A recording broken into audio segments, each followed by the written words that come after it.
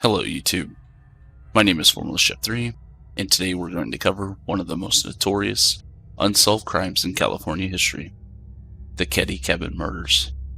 This tragic event took place in Cabin 28 at the Keddie Resort on the night of April 11th, 1981. To begin, we need to identify the individuals who died in the cabin first. There was Sue Sharp, a 36-year-old mother of 5. Her 15-year-old son, John Sharp, was also among the victims. Additionally, Dana Wingate, a friend of John's, who was not Sue's child, was also killed, and Sue's 12-year-old daughter, Tina Sharp, was also a victim. On the morning of April 12, 1981, Sheila Sharp, Sue's 14-year-old daughter, returned from a sleepover at a neighbor's cabin to discover the brutal crime scene. She found her mother, brother, and his friend Dana bound with medical and electrical tape and brutally murdered. Tina was missing from the scene. Sue Sharp was found lying on her side near the sofa, gagged with a blue bandana and her own underwear, and had been stabbed in the chest. John and Dana were both found bound with electrical cords and had been beaten with a hammer and stabbed multiple times. Tina Sharp's remains were found in 1984 in Camp 18, California, roughly 50 miles away from Keddie. The investigation was marked by several anomalies and controversies. The Plumas County Sheriff's Office initially handled the investigation's early efforts were hampered by lack of experience and resources.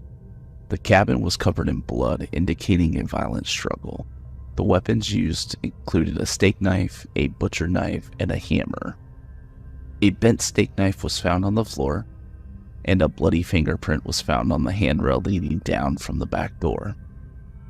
Remarkably, 3 younger children, Greg Sharp, Rick Sharp, and their friend Justin Smart, were in the cabin during the murders, but were unharmed, claimed to have heard nothing. In 1984, a human skull was found 50 miles away from Keddie. It was later identified as Tina Sharp's through dental records. Over the years, new evidence and witness statements have surfaced, keeping the case in the public eye. In 2016, a hammer believed to be one of the murder weapons was found in a pond near the crime scene. Additionally, DNA evidence from a piece of tape at the crime scene was re-examined. The case has been the subject of several documentaries and true crime shows, which have kept public interest alive and prompted renewed investigation efforts. Despite various theories and suspects, Keddie Cabin Murders remain officially unsolved. The Plumas County Sheriff's Office continues to investigate, hoping that advances in forensic science may eventually provide the answers needed to solve this chilling case. Keddie murders have left an indelible mark on the community and continue to be a poignant reminder of the fragility of life and the importance of seeking justice for victims and their families. There were several suspects listed who all could have committed the crime. Martin Smart, often known as Marty, was the father of one of the boys who were unharmed in the cabin. Rumor has it Sue was trying to convince Martin's wife to leave him due to domestic violence beatings that he would give her, and might have held a grudge against Sue. John Bobade, better known as Bo, was Martin's friend and had ties to organized crimes. He is listed as a suspect due to Martin Smart being listed as a suspect, and he could have helped for financial gain or out of friendship. Another possible motive is that home intruders killed the family. However, this seems unlikely because nothing significant was reported as stolen.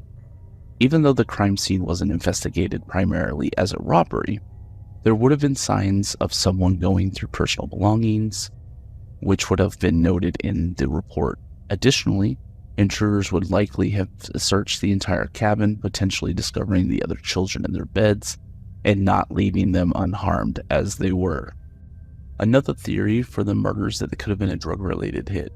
However, there is no evidence to suggest that Sue Sharp was involved in drugs or owed money for them, as there was also no drug-related charges or indications of her using drugs that I could find.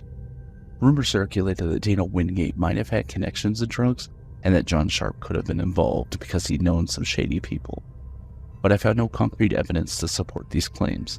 Furthermore, if Dana had been the target, it would make much more sense for the perpetrators to have confronted her at her own home. My final thoughts on this matter are still uncertain. Based on what I've discovered, there isn't substantial evidence to draw definitive conclusions.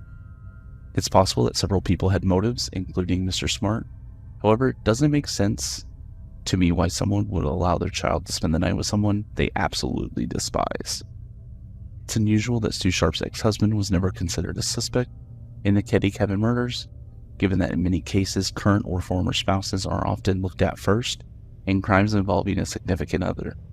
According to available information, their separation wasn't amicable, and their relationship was troubled, which ultimately led to the divorce. Financial matters, such as alimony or child support payments, could have potentially provided a motive for someone to harm their ex-spouse, depending on the terms of their divorce, which may have been done privately. These factors raise questions about why James Sharp wasn't more thoroughly investigated in connection with the murders.